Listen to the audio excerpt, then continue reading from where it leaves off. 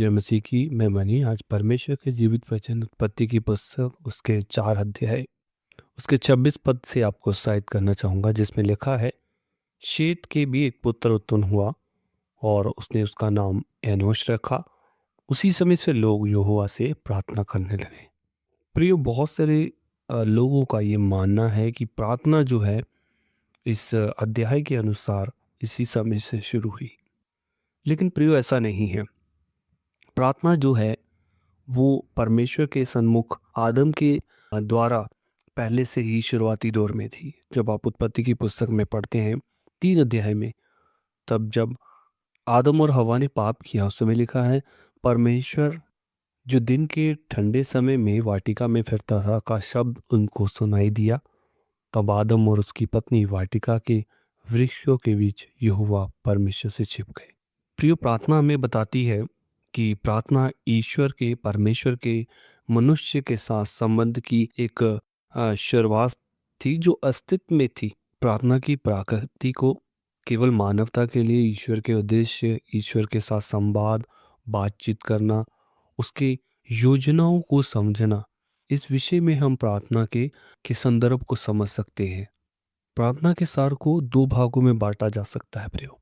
प्रार्थना मानव जाति की एकता और परमेश्वर के साथ प्रेम के संबंध की एक गवाही थी, और प्रार्थना पृथ्वी पर परमेश्वर के उद्देश्य और मानव जाति के संबंध को परमेश्वर के साथ एक जोड़ने का तरीका था प्रियो। प्रार्थना करने का अर्थ है परमेश्वर से बातचीत करना, परमेश्वर के साथ एक हो जाना। जब हम गतसमनी बाग में मसीह यीशु को अंतिम दिनों में प्रार्थना करते हुए पाते हैं, तो वो वहां पर देखते हैं कि यीशु मसीह पिता से बातें कर रहे हैं। इवन कि जब से मसीह यीशु ने सेवा शुरू की, उससे पहले भी मैं इस बात पर विचार करता हूँ, विश्वास करता हूँ कि मसीह यीशु ने पिता के साथ प्रार्थना में समय बिताकर परमेश्वर के संबंध को या परमेश्वर के विषय में और अधिक जाना होगा। और इवन कि अपने चेलों को भी प्रार्थना करना सिखाया और वो बताया कि उन्हें किस तरह से प्रार्थना करनी है। इसलिए जो प्रिय प्रार्थना है वो आत्मा और आत्मा का एक माध्यम है जिसके द्वारा मनुष्य परमेश्वर से बातचीत कर सकता है। प्रिय प्रार्थना ही वो माध्यम है जिसके द्वारा जो मानव आत्मा है परमेश्वर की इच्छाओं को और उसके उद्देश्य को प्रभावित करती है और उससे प्रभावित होती भी है। प्रिय प्रार्थना मनुष्य द्वारा पृथ्वी पर परमेश्वर के उस उद्देश्य को लेकर आती है, उसकी उस योजना को लेकर आती है जो वो चाहता है।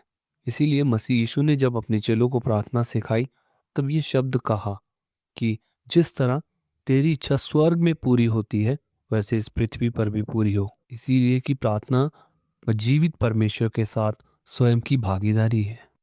इसीलिए प्रियो, प्रार्थनाओं में केवल पिता के साथ एक आप एक फॉर्मेलिटी को पूरा ना करें, और जब आप प्रार्थनाओं में जाएं तो उससे बातचीत करें, उससे संवाद करें, और ये जानकर कि परमेश्वर जो कुछ भी आपको प्रार्थनाओं के माध्यम से अपनी इच्छा को आपके जीवन पर प्रकट करता है, उसे पूरा करने का आप प्रयास करें।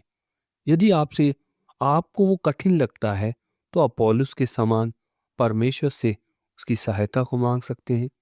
जिस तरह से पौलुस पत्रियों के अंदर कहता है कि जो बातें मुझे कठिन लगती है, जो मुझसे नहीं बन पड़ती है, वो बातों को वो परमेश्वर के हाथों में सौंपता है। गतसमनी बाग में जब यीशु मसीह को हम संपूर्ण मानव जाति के लिए बलिदान होना था, तो उन्हें कठिन लगा था, लेकिन फिर भी उन्होंने परमेश्वर के हाथों में उन बातों को सौंपा। आपके जीवन काल में यदि आपको परमेश्वर ने चुना है, आप उसे जान गए हैं और अपना मुक्तिदाता करके ग्रहण किया है, तो आप प्रार्थनाओं में आए प्रियो। प्रार्थनाओं के उद्देश्य और परमेश्वर के साथ संबंध को स्थापित करना आपकी पहली जिम्मेवारी है। आप अपने उस उद्देश्य से हटे नहीं, आप प्रार्थनाओं में बने रहे। परमेश्वर जो सर्वशक्तिमान अपनी महान योजनाओं को इस पृथ्वी पर पूरा करना चाहता है, उसके लिए सबसे पहले परमेश्वर आपको चुनेगा और आपके द्वारा उन अद्भुत कामों को अंजाम देगा, क्योंकि परमेश्वर की आंखें धर्मी पर सदा लगी रहती हैं। प्रार्थना करेंगे। पिता, इस समय हमारे प्रिय भाई बहनों को आप इस प्रार्थना के उद्देश्य को समझने की मदद करें, अनुग्रह करें, ताकि ये प्रार्थनाओं में बढ़ सके।